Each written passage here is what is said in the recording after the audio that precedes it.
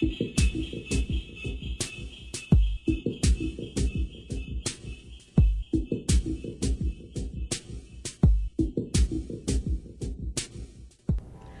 territorios de la zona sur del Perú fueron cuna de algunas de las culturas precolombinas más fascinantes de América Latina.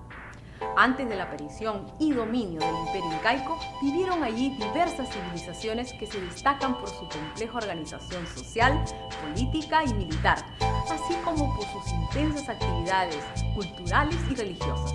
En esta oportunidad recorreremos los aspectos más importantes de las 4 culturas pre-incaicas que destacaron por su influencia, extensión y talento, con legados que perviven hasta nuestros días. Aquí comienza un nuevo capítulo de Tesoros del Baúl.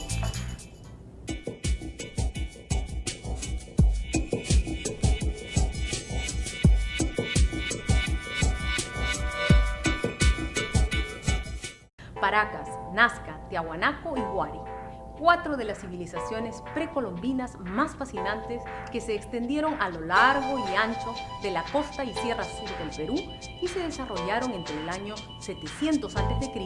y el 1200 después de Cristo dentro del periodo histórico conocido como el de las altas culturas, término que se utiliza para denominar a las civilizaciones ancestrales que alcanzaron desarrollos artísticos y culturales de elevada estima en el mundo entero. Iniciaremos este recorrido por la costa sur con las culturas Paracas y Nazca.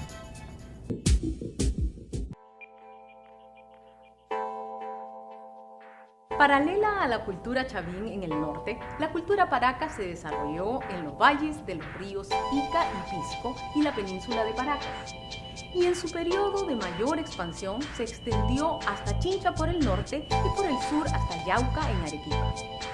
La palabra Paracas es una voz quechua que proviene de para, lluvia, y aco, arena, es decir, lluvia de arena, y hace referencia a los remolinos de arena provocados por los fuertes vientos de esta zona del desierto de Ica. Fue descubierta en 1925 por Julio Cetello, quien basó su investigación en el hallazgo de gran cantidad de fardos funerarios y cementerios en la zona conocida como Cerro Colorado. Tello dividió la cultura Paracas en 2 periodos: Paracas Cavernas, del 700 a.C. al 200 a.C., y Paracas Necrópolis, del 200 a.C. al 200 después de Cristo. El primero se caracteriza por la presencia de tumbas verticales a manera de una copa invertida, y el segundo constituyó para Tello una suerte de necrópolis, ciudad de los muertos o cementerio horizontal. Investigaciones posteriores han demostrado que esta segunda fase es en realidad parte de una cultura diferente, la cultura topará, desarrollada en el Valle de Cañete. Los Paracas eran gobernados por una casta sacerdotal y guerrera, y adoraban a dioses de apariencia felina, motivos que se encuentran en sus vasijas y en sus finos telares, confeccionados con fibras de algodón, lana de auquénidos e incluso cabellos humanos y otras fibras vegetales. Tello descubrió 429 fardos funerarios envueltos en mantos y tejidos de gran calidad y sofisticación, que hoy se conservan en el Museo Nacional de Arqueología, Antropología e Historia del Perú. En ellos se encontraron también diversos utensilios, cerámicos y piezas de artesanía que revelaron las principales características de su organización social, política y religiosa. Los entierros de los Paracas seguían un ceremonial riguroso y prolongado. El cadáver era momificado mediante una técnica muy elaborada, cuyos detalles permanecen desconocidos. Pero la mayor parte de las veces se recurría a la momificación natural realizada con exposición al sol. La momia, envuelta en un sudario y en posición fetal, era colocada en un cesto de mimbre conjuntamente con una serie de objetos como prendas de vestir, ondas, tejidos, vasijas con granos de maní, mazorcas de maíz, entre otros, lo que nos da una idea del concepto que los Paracas tenían sobre la vida ultraterrena. El conjunto, envuelto cuidadosamente por un número no siempre igual de mantos o tejidos de diferente calidad, se denomina fardo funerario. El manto que se halla más cerca del cuerpo de la momia suele ser el más fino, bordado con figuras que representan simbólicamente el mundo de la mitología Paracas. Los mantos restantes son de menor calidad. Algunos fardos fueron envueltos hasta por 10 u 11 mantos y pertenecen sin duda a los miembros de las clases dominantes. La cultura Paracas es también famosa por sus procedimientos quirúrgicos, particularmente las deformaciones y trepanaciones craneanas. Para esta práctica, el cirujano Paracas usaba tumis o cuchillos con filo de forma media luna, hechos de una mezcla de oro y plata, bisturís y pinzas. También usaban algodón, gasas y vendas. Se perforaba el cráneo y se raspaba o se excavaba el hueso dañado con el tumi, haciendo un movimiento redondo que daba forma circular a la abertura. Se han discutido mucho las razones que impulsaron a la realización de esta práctica. Se cree que fueron hechas con intención de curar fracturas, aliviar dolores de cabeza y para el tratamiento de enfermedades mentales, puesto que este procedimiento de abrir el cráneo tal vez se consideraba mágico al permitir con ello la salida de los espíritus causantes del mal. Muchos cráneos con señales de trepanación indican que las personas sobrevivían a esa práctica debido a la presencia de tejidos óseos en la zona operada y solo crecen en personas vivas.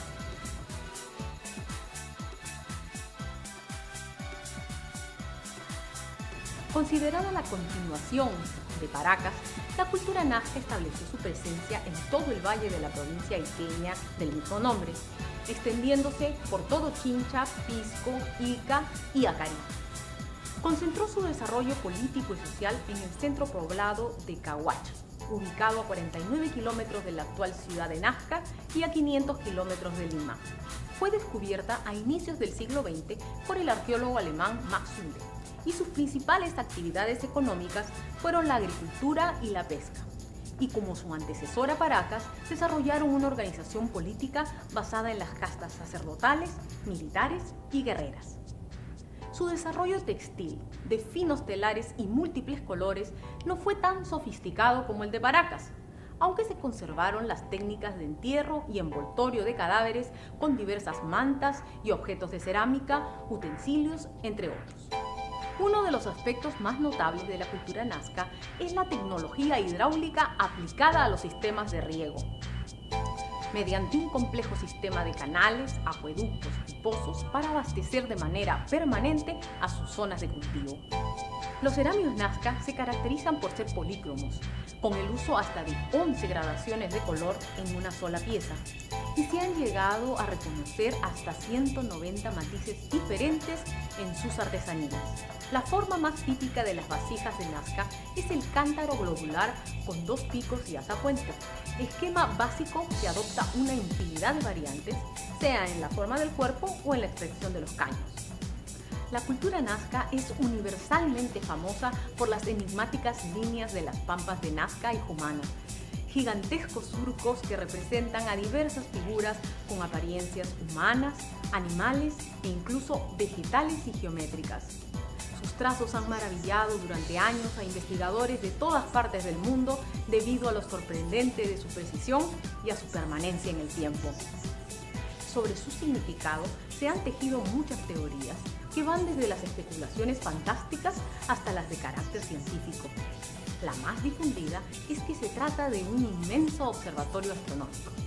Fueron descubiertas en 1926 por Toribio Mejía y Paul Cosmo. Luego, su estudio y conservación estuvo a cargo de la célebre arqueóloga y matemática alemana Maria Reiche. Conocida como la Dama de las Pampas, Reiche se convirtió en la principal experta a nivel mundial en el tema, combinando un genuino interés científico y profundo amor por el valor histórico y cultural de las famosas líneas declaradas Patrimonio de la Humanidad por la UNESCO en 1994, gracias a sus gestiones e investigaciones recopiladas en múltiples artículos y libros. Fue tal la identificación de Maria Reiche con nuestro país que decidió obtener la nacionalidad peruana. En el año 1986 recibió las palmas magisteriales en el grado de Amauta, así como otras condecoraciones oficiales. Falleció en Lima a los 95 años de edad. El aeropuerto de la ciudad de Nazca lleva su nombre como un reconocimiento más a su legado. Las líneas de Nazca se extienden a lo largo de 450 kilómetros cuadrados y muestran, además de las conocidas figuras descritas, perfectos trazos lineales y geométricos, algunos de casi 280 metros de largo.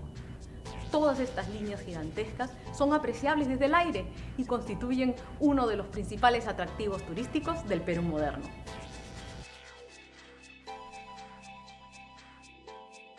Considerada la civilización más longeva entre las altas culturas precolombinas, Tiahuanaco, llamada también Tiwanaku, es además una de las que alcanzó mayor extensión geográfica, desarrollándose en toda la meseta del Collao, cuyos territorios comprenden hoy zonas de 4 países: Perú, Bolivia, Chile y Argentina.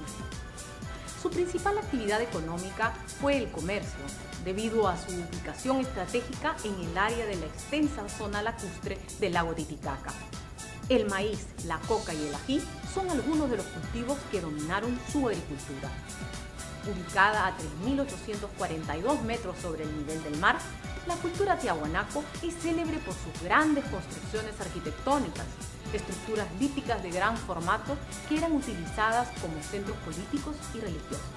Entre ellas podemos mencionar las famosas Puertas del Sol y la Luna, situadas al sureste de la capital boliviana, caracterizadas por la presencia dominante de la divinidad de los báculos, a quien rendían culto con ceremonias y sacrificios, y que es una variación del dios Huiracocha.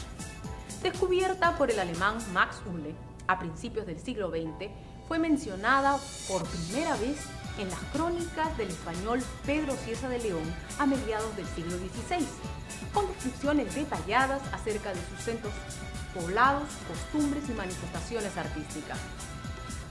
Además de las Puertas del Sol y la Luna, destacan el centro ceremonial de Calasasaya, o Templo de las Piedras Paradas, construido con grandes piedras de hasta 5 metros de altura. Algunos bloques pesan más de 100 toneladas y fueron traídos desde grandes distancias que varían de los 10 a los 300 kilómetros. En Calasasaya existen 3 importantes esculturas: el monolito de Ponce, que debe su nombre al arqueólogo boliviano Carlos Ponce Sanginés, quien lo descubrió en 1964, el monolito El Fraile y la Puerta del Sol. En el monolito Ponce se aprecian finos grabados iconográficos como hombres alados, peces, cabezas de puma y cóndores. La estela El Fraile no está adornada, es una pieza labrada en arenisca veteada, mostrando un enigmático personaje que lleva un báculo y un quero en las manos. El quero o vaso ceremonial es la pieza más distintiva de la cerámica tiahuanaco, caracterizada por su iconografía realista y sus colores oscuros, entre los que destaca el negro, ocre, rojo, gris y blanco. En alfarería son los botellones con cuello corto, cántaros globulares con asas verticales y vasijas en forma de aves y cabezas humanas los que la distinguen. Sus diseños incluyen motivos geométricos de círculos concéntricos, figuras humanas, animales y de plantas, entre las que destaca el uso del maíz. Aun cuando se trata de una de las culturas con más tiempo de existencia pre-incaica, la mayor parte de su legado quedó abandonado tras su declive en el siglo XI. Esto se debe a que, a diferencia de la continuidad que se estableció entre Paracas y Nazca en Ica, las ciudadelas y estructuras tiahuanaco fueron devastadas por el Imperio Huari en un proceso de invasión que se inició a comienzos de los años 1200 después de Cristo.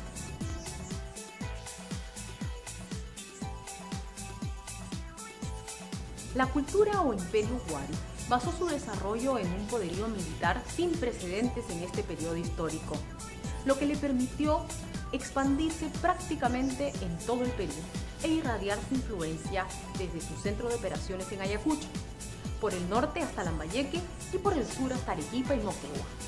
Existen teorías no confirmadas que aseguran que Huari y Tiahuanaco fueron culturas complementarias. Mientras Tiahuanaco se estableció como centro religioso, social y ceremonial, los Huari implementaron un férreo sistema político y guerrero para extender sus dominios. Sin embargo, la teoría más aceptada es la del desarrollo paralelo y no complementario. En particular, porque el Imperio Huari conquistó y destruyó gran parte de las estructuras arquitectónicas de Tiahuanaco a inicios del siglo XI. El Imperio Huari fue descubierto por Julio Cetello y posteriormente el historiador y arqueólogo Luis Guillermo Lumbreras se destaca como uno de los principales estudiosos de su legado. Las ruinas de Pachacamac en Lima, centro religioso del Imperio Huari, son ejemplo de su capacidad expansiva. Destacaron en la arquitectura en piedra, como Tiahuanaco, aunque no alcanzaron tanta sofisticación en las construcciones de sus ciudades y esculturas. Los Huari lucharon y conquistaron mediante un ejército cuyas principales armas fueron las hachas de piedra, porras de metal, arcos y flechas.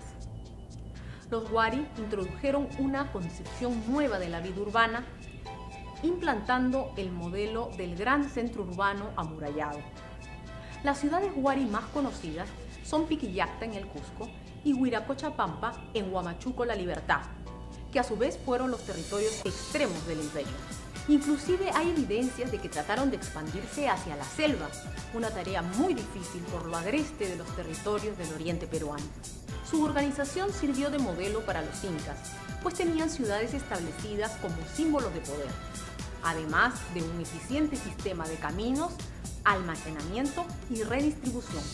Algunos tesoros históricos de la cultura Huari han sido descubiertos en años recientes, como por ejemplo la Dama de la Máscara, hallada en agosto de 2008 por un equipo de arqueólogos peruanos dirigidos por Isabel Flores, en la pirámide mayor de la Huaca Puyana, un gran centro ceremonial situado en la ciudad de Lima, en el distrito de Miraflores. Se trató de la primera tumba con momias que no tiene signos de haber sido saqueada.